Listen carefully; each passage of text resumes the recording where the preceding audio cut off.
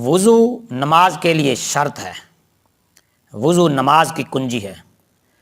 اور نماز جنت کی کنجی ہے۔ اس لیے جب تک وضو ٹھیک نہ ہوگا، جب تک وضو درست نہ ہوگا، اس وقت تک نماز درست نہیں ہوگی، اور جب تک نماز نہیں ہوگی جنت کی کنجی نہیں ملے گی۔ تو لہذا نماز پڑھنے سے پہلے نمازی کا وضو ٹھیک کرنا، وضو کے مسائل سے آگاہ ہونا، جاننا، یہ ضروری، فرض اور لازم ہے۔ جب تک اس کو وضو کا علم نہیں ہوگا تو وضو ٹھیک نہیں کرے گا، جب وضو ٹھیک نہیں ہوگا تو پھر نماز بھی ٹھیک نہیں ہوگی۔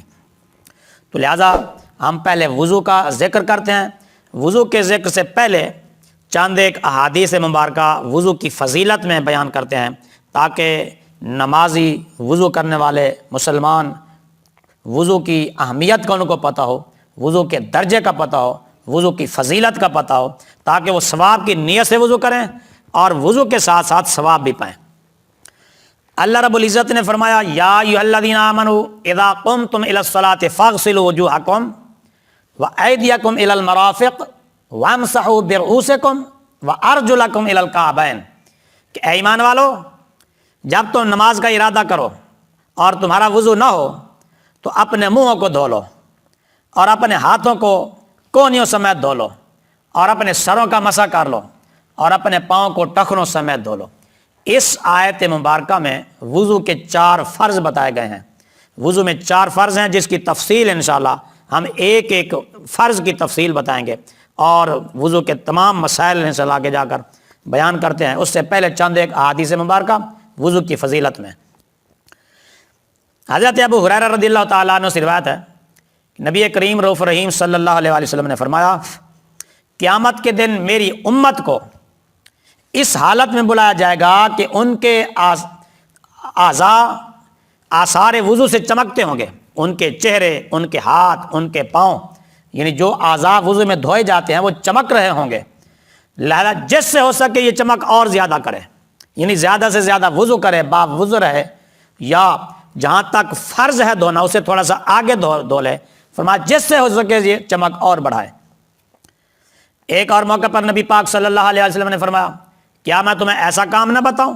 جس کی وجہ سے تمہارے گناہ مٹ جائیں اور درجے بلند ہوں؟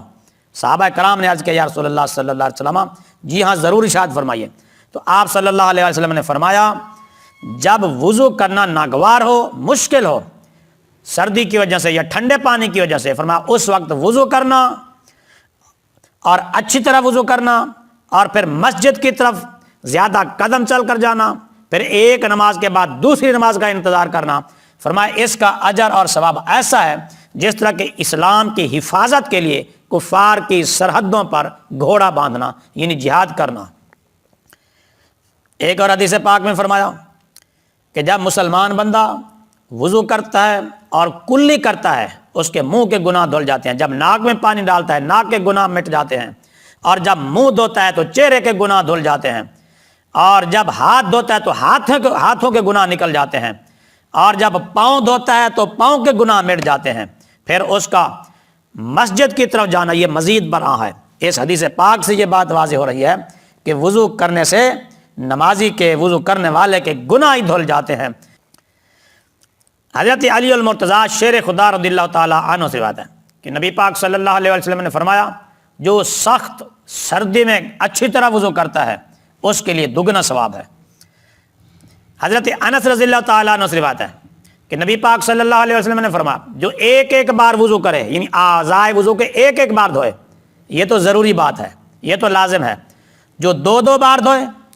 اس کے لیے دگنا ثواب، اور جو 3 بار دھوئے، فرمایا کہ یہ میرا اور مجھ سے پہلے انبیاء کرام علیہ الصلوۃ والسلام کا وضو ہے۔ یعنی وضو کے اعضاء 3 بار دھونا یہ تمام انبیاء کرام علیہ الصلوۃ والسلام کی سنت ہے۔ حضرت عقبہ بن عامر رضی اللہ تعالیٰ عنہ سے روایت ہے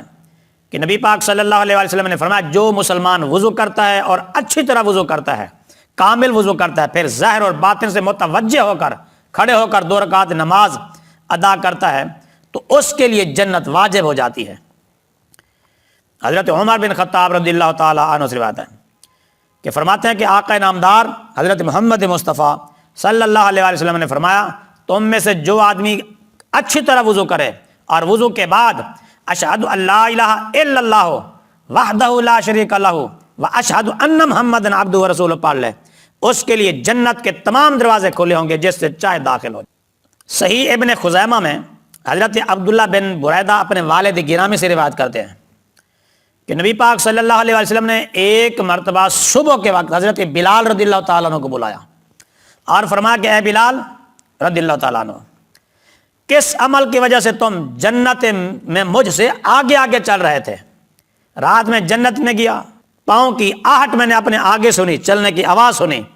تو حضرت بلال رضی اللہ تعالیٰ عنہ نے عرض کیا یا رسول اللہ صلی اللہ علیہ وسلم، جب میں اذان کہتا ہوں اس کے بعد 2 رکعت نماز پڑھ لیتا ہوں، اور جب میرا وضو ٹوٹ جاتا ہے تو اس کے بعد میں فوراً وضو کر لیتا ہوں۔ تو آپ صلی اللہ علیہ وسلم نے فرمایا بس اسی وجہ سے تمہیں یہ مرتبہ اور یہ مقام ملا ہے۔ حضرت عبداللہ بن مسعود رضی اللہ تعالیٰ عنہ سے روایت ہے کہ نبی پاک صلی اللہ علیہ وسلم نے فرمایا جس نے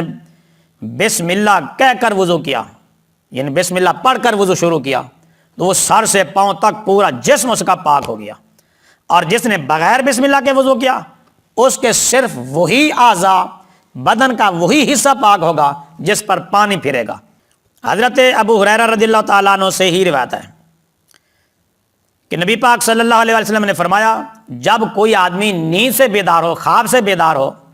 تو وہ وضو کرے اور 3 بار ناک میں پانی ڈالے، ناک کو دھوئے، ناک صاف کرے، اس لیے کہ شیطان اس کے نتھنے پر رات گزارتا ہے۔